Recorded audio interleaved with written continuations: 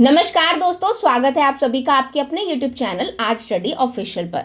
तो आज हम बात कर रहे हैं अर्श दल्ला की, जो भारत का मोस्ट वांटेड खालिस्तानी आतंकी है। तो दोस्तों, हाल ही में उसकी कनाडा में गिरफ्तारी हुई और अब भारत उसे देश में लाकर उसके अपराधों के लिए सजा दिलाना चाहता है। लेकिन कहानी इतनी सीधी नहीं है जितनी की दिख रही है। कनाडा की ट्रूडो सरकार अर्श दल्ला को भारत को सौंपने की बजाय उसे बचाने में जुटी है, क्योंकि इसमें उनकी राजनीति और वोट बैंक का सवाल जुड़ा हुआ है। तो दोस्तों, आज अपनी इस वीडियो में हम डिटेल से समझेंगे कि अर्श दल्ला कौन है, वो कनाडा में कैसे छुपा हुआ है और भारत सरकार ने उसे कैसे आतंकवादी घोषित किया है और कैसे ट्रूडो सरकार उसको बचाने के लिए अपनी पूरी कोशिश कर रही है। और साथ ही दोस्तों, हम भारत की प्रत्यर्पण की रणनीति को भी समझेंगे और जानेंगे कि आखिर इस मामले में आगे क्या होने की उम्मीद हो सकती है। तो चलिए शुरू करते हैं। दोस्तों, सबसे पहले बात करते हैं कि आखिर अर्श दल्ला है कौन। तो अर्श सिंह गिल, जिसे अर्श दल्ला के नाम से भी जाना जाता है, एक मोस्ट वांटेड खालिस्तानी आतंकी और गैंगस्टर है। अर्श दल्ला खालिस्तानी आतंकी हरदीप सिंह निज्जर का करीबी रहा है, जो भारत में खालिस्तानी आतंकवाद और हिंसा फैलाने का बहुत बड़ा आरोपी माना जाता है। अर्श दल्ला ने सालों से कनाडा में बसे रहते हुए भारत विरोधी गतिविधियों और खालिस्तानी एजेंडे को बढ़ावा देने का काम किया।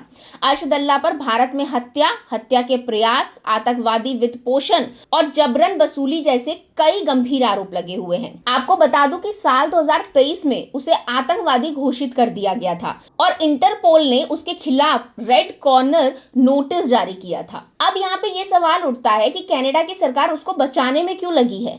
तो दोस्तों, यहाँ राजनीति और वोट बैंक का सारा खेल है। कनाडा में खालिस्तानी समर्थकों का एक बड़ा वोट बैंक है, जिसे जस्टिन ट्रूडो और उनकी पार्टी ने हमेशा से समर्थन दिया है।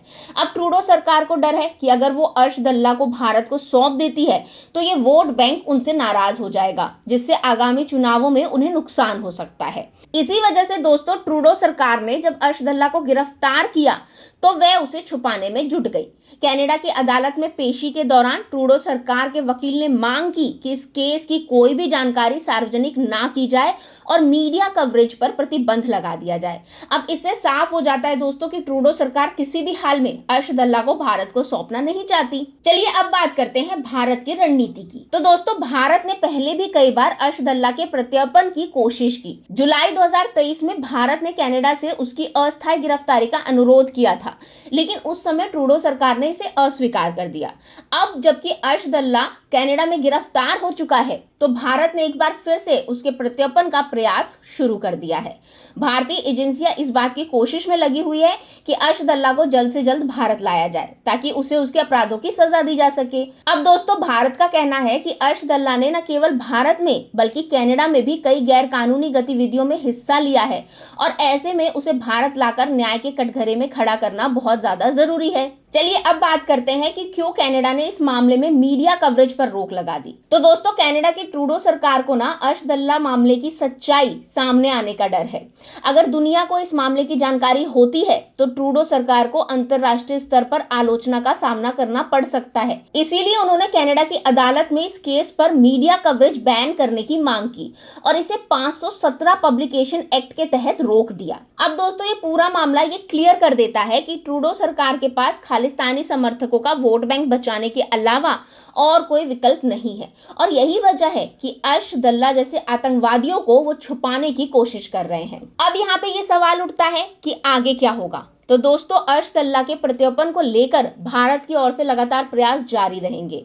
ये मुद्दा अब भारत और कनाडा के बीच एक बड़े विवाद का कारण बन सकता है। भारत अर्श दल्ला को कड़ी सजा दिलाने का प्रयास कर रहा है और ऐसे में ये देखना दिलचस्प होगा कि कनाडा की सरकार अब क्या फैसला लेती है। हो सकता है कि भारत की ओर से अंतर्राष्ट्रीय स्तर पर भी ट्रूडो सरकार पर दबाव बनाने की कोशिश हो, ताकि कनाडा अर्श दल्ला को भारत को दे दे।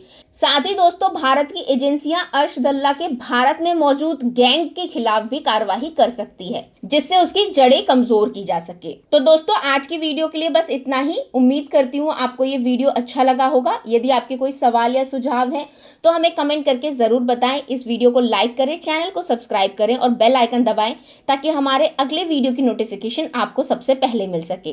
Thank you.